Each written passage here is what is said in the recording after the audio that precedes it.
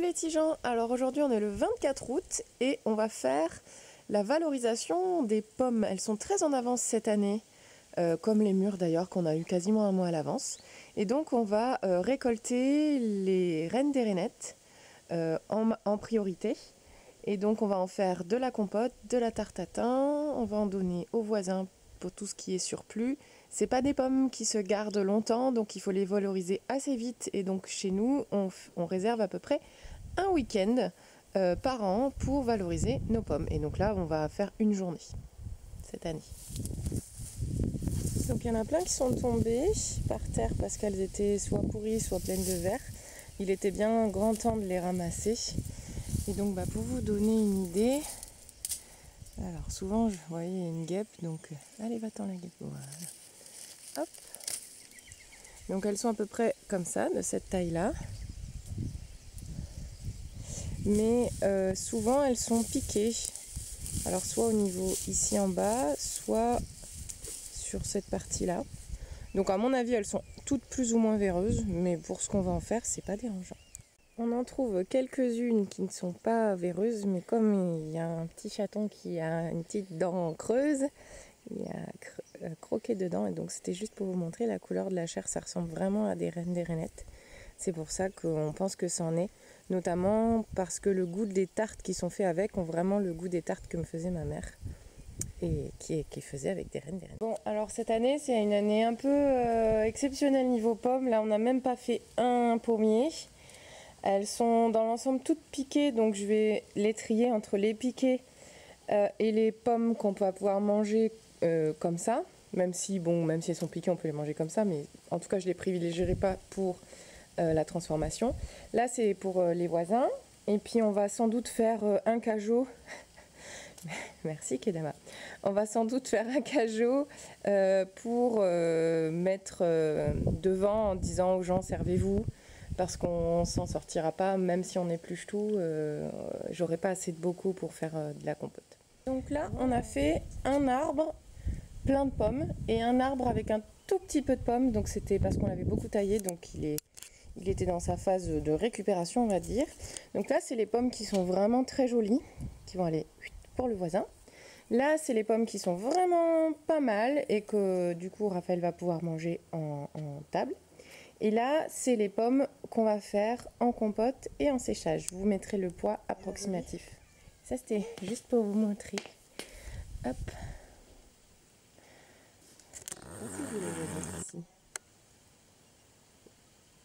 Il y a des petites coccinelles au niveau des queues de pommes. Donc on a fait la cueillette, on a stérilisé le reste des pots qu'on avait. Voilà, sur 2 étages. Donc là c'est encore bouillant, donc on va peut-être pas tout de suite s'en occuper. On a fait ça durant la cueillette et ça vient de s'éteindre. Donc c'est que c'est bon, c'est stérilisé. Et on va faire bouillir juste les joints à part. Comme ça on va pouvoir faire des petits pots pour la famille. Sachant que le souci c'est qu'il nous en reste encore quelques-uns là de l'année dernière. Alors c'est pas énorme, hein. Clairement on avait au moins le double ou le triple. Donc merci à toute la famille d'en avoir profité, ça fait toujours plaisir. Et celle-là, je vais aller la donner à des collègues. Tant que je récupère les pots, ça va. Alors, petite pause après le déjeuner du coup, pour vous montrer où est-ce qu'on en était. On a fait une demi-heure d'épluchage à 2. Donc on a rempli le fait-tout, j'ai mis un tout petit fond d'eau pour pas que ça accroche parce qu'on va être sur plein d'autres activités cet après-midi, donc je préfère les faire cuire plus longtemps et être plutôt attentif en fin de cuisson mais pas en ce moment là, donc je les fais cuire tranquillou. On va faire la tarte à thym, donc j'ai commencé à beurrer un moule du coup qui passe à l'induction, parce qu'on va suivre cette recette là. Donc si vous voulez mettre en pause pour pouvoir avoir toute la recette, n'hésitez pas, c'est la recette familiale qu'on fait, donc ma mère, ma grand-mère, ma tante, alors il y a des toutes petites variantes, mais voilà ce que j'avais noté. Et donc régulièrement je note les recettes familiales dans un petit carnet que m'avait trouvé ma mère, que je remercie d'ailleurs. Et du coup voilà, on va faire ça. Et on va refaire tout un gros, la cocotte minute à peu près grande comme ça pour les pommes. Donc là on va refaire de l'épluchage de pommes. Mais avant, on va lancer ça parce que j'ai que 3 feux. Donc on va d'abord lancer la cuisson. C'est 20 minutes, je crois. À peu près, ouais, 15 à 20 minutes où on dispose les pommes là-dedans. Peut-être que je ferai une petite vidéo. Et puis on cuit 20 minutes, on met la pâte et puis après on enfourne au four et puis à la fin on retourne. Voilà, donc on va faire une petite tarte tatin et puis je vous montrerai aussi tous les autres petites choses qu'on va faire pour la transformation des pommes. Donc pour démarrer, j'ai sélectionné dans toutes les pommes qu'on a là, des pommes qui ont à peu près le même calibre, qui étaient bien mûres, parce que contrairement à la compote, la tarte tatin, le mieux c'est quand même d'avoir des pommes qui sont de taille identique et qui sont quand même bien mûres, c'est-à-dire qu'ils ne sont pas encore légèrement âpres ou encore trop acides. Là elles vont être bien, je pense. Donc j'en ai pris un peu plus que 12 parce que comme elles sont piquetées, je ne vais pas pouvoir prendre tous les quartiers, parce que là l'objectif ça va être de les découper et de les avoir en quartier pour pouvoir les disposer ici. Et j'ai préparé un petit jus de citron. Ce que je fais, c'est que je les rince pas avant de les éplucher. En fait, parce qu'après il y a des petites déchets d'asticots. Donc en fait ce que je fais, c'est que je les coupe en quartiers, je les mets là-dedans, je les rince un coup, après je les mets dans le citron et je les dispose dans le plat. Voilà. Et puis je me garde toujours de quoi mettre toutes les épluchures pour les mettre au jardin. Un petit conseil, quand vous faites un atelier hyper répétitif, parce que là nous on a plusieurs dizaines de kilos à faire de pommes, donc chacun prend son couteau. Ça c'est le couteau de chaton avec un manche qui est adapté aux mains, et puis moi c'est pour une petite main, donc voilà, j'ai un petit couteau qui m'a été offert par ma belle-mère, merci Zoé, et par Raphaël, donc ça c'était vraiment cool. Et Raphaël il préfère éplucher les pommes avec ça, alors moi j'aime pas du tout, je préfère vraiment le couteau. Et on a un épluche pomme avec un axe rond, mais clairement ça en met partout. Les pommes qui sont pas calibrées, c'est pas très pratique, on l'a pas sorti pour cette fois-là.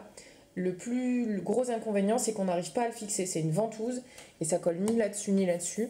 Donc on n'a pas de surface pour bien l'accrocher, donc il faudra peut-être que je fasse un petit montage avec des serre-joints ou quelque chose pour améliorer les prochaines années. Je voulais juste vous dire que en fait nos pommes elles sont un petit peu abîmées, donc régulièrement l'intérieur il y a un petit asticot, ça gêne pas trop. Et donc je voulais vous montrer aussi comment moi j'ai appris à éplucher la pomme. Donc du coup on enlève le petit coin comme ça, et c'est surtout la forme qui est la plus facile à avoir pour faire la tarte tatin. Voilà. Donc comme ça, elles ont toutes la même forme. Et quand il y en a une dont le coin est trop abîmé, ce que je fais, c'est que je garde les morceaux et en fait, je comblerai les morceaux avec, je vais vous montrer. Donc j'en ai certains, voilà, qui sont abîmés. Donc celles-là, je les garde et j'utiliserai les morceaux que je couperai plus tard pour, quand je les dispose les unes à côté des autres, je comble les trous et vraiment, je vous montrerai à la fin comment ça va donner sur la tarte. C'est vraiment le plus compact possible. On a eu besoin d'en faire une de plus pour avoir des quartiers suffisamment bien, parce que regardez, il reste ces petits bouts là. Donc là, ce que je vais faire, c'est que comme le petit bout qu'il y a ici, je fais des tout petits bouts que je vais mettre dans les trous là, pour bien tasser. Là, l'objectif, c'est que ça bouge plus, hein. Quand j'essaie de remuer là, franchement, c'est bien tenu. Donc je fais une rangée dans un sens, une rangée à peu près dans l'autre, et puis après l'intérieur, bon, je fais comme je peux. Et l'objectif, c'est quand on les met dans ce sens-là, on a plein de pommes. Et donc, c'est meilleur. Voilà. Alors, juste, on a fait cuire 20 minutes, là, les pommes. Avec une spatule en bois, enfin, le dos d'une spatule en bois, je replie la pâte feuilletée. Donc, c'est une pâte feuilletée toute faite, hein. Je l'ai pas faite, c'est la marque Airtan qu'on préfère. Hop, et donc, du coup, on replie. Alors, c'est plus facile à deux mains, mais bon. Hop, on replie la pâte. Comme ça a chauffé un peu, les pommes prennent un peu moins d'espace. Hop, voilà. Difficile de cadrer et de faire correctement en même temps. Une fois que j'ai fait ça, je ferai quelques trous sur cette pâte-là pour pas que ça gonfle à la cuisson. Et je vais l'enfourner au four à 210 degrés. Alors, la compote, celle-ci, elle est finie. Celle-ci, on vient de terminer de tout éplucher. Donc, il n'y en a qu'une partie qui est cuite parce qu'on les a mis au fur et à mesure. Et la tarte tatin a sonné et donc on va la retourner. 1, 2, 3. Hop, là tu laisses le moule. Du coup, on va tapoter un peu. Attends, je vais... Alors voilà la tarte tatin. Donc en gros, elle s'est bien démoulée, il n'y a eu aucun souci, regardez, c'était nickel. Donc la bonne quantité de beurre. Si on avait voulu plus la caraméliser, il aurait fallu que je la laisse plus longtemps au feu. J'ai laissé ce qui était indiqué sur la recette, mais c'est que c'est pas évident parce qu'en fonction de la quantité de beurre, de la quantité d'eau que relarguent les pommes et de la consistance des pommes, on peut arriver à cramer, on va dire, le dessus. Donc je préfère quand c'est un petit peu moins fait qu'un peu trop, parce que sinon c'est un goût de carbone. Et par contre la croûte est bien croustillante, donc moi je conseille toujours de retourner sur une grille avec une grande assiette en dessous pour récupérer le jus, c'est toujours très bon. Et du coup, ben voilà. Tarte tatin, première tarte tatin de l'année. Super tôt dans l'année d'ailleurs. Alors, tout a été sorti du stérilisateur. Donc ça, c'est les grands pots. On a aussi 2 petits pots qu'on va juste garder comme ça quelques jours le temps de les manger. Voilà. Les 2 compotes pour lesquelles j'ai passé la petite moulinette là. Hop, ici. Donc celle-ci, c'était quasiment pas la peine. Hein. Elle cuit depuis 11h ce matin et il est 17h. Donc autant vous dire qu'elle a bien cuit. Dans le faitout, ça accroche moins, c'est beaucoup plus pratique parce que la surface de cuisson est beaucoup plus grande par rapport à la hauteur des pommes qu'on met dedans. Donc on a toujours fait une meilleure compote dans le faitout. Et après on n'a pas 36 000 récipients non plus. On a du coup la cocotte minute, et la cocotte minute ça accroche tout le temps, donc toutes les 10 minutes il faut touiller. Donc là je pense que ça cuit depuis à peu près 15 heures, donc ça fait 2h30. Sauf que les dernières pommes on les a mis plus tard, donc j'ai bien mouliné parce qu'il y avait des pommes qui étaient molles bien sûr, mais qui n'étaient pas encore totalement liquides. Et donc on va mettre ces deux compotes en pot. J'ai rajouté de l'arôme de vanille de Bourbon, du sucre vanillé et un peu de jus de citron qui restait de la tarte tatin. Voilà. Alors, on a mis 2 étages 10 pots, donc les pots identiques par étage, donc on a 5 et 5, c'est ça. Et du coup, ceux-là, on va pouvoir les garder plusieurs mois, plusieurs années, parce que là, on va les pasteuriser et les pots ont été stérilisés. On espère qu'on n'a pas fait de dannerie. Normalement, les années précédentes, ça s'est plutôt bien passé avec la compote. Et puis par contre, dans la cuisine, on a fait 4 pots en plus. Donc ça, c'était des petits pots qu'on a stérilisés. On avait assez de place, mais on ne pouvait pas les repasteuriser. On les a remplis à fond, donc bien au-dessus du max. L'objectif, c'est juste de le mettre au frigo et de le garder, on va dire, un petit mois. Donc voilà, ça va le faire sans problème au frigo. Et là, les 2 grosses portions, c'est à manger plus rapidement. Donc ce qu'on va faire, c'est soit des desserts avec de la compote, comme des crêpes que j'ai déjà faites ce midi, soit partager avec les collègues ou le boulot.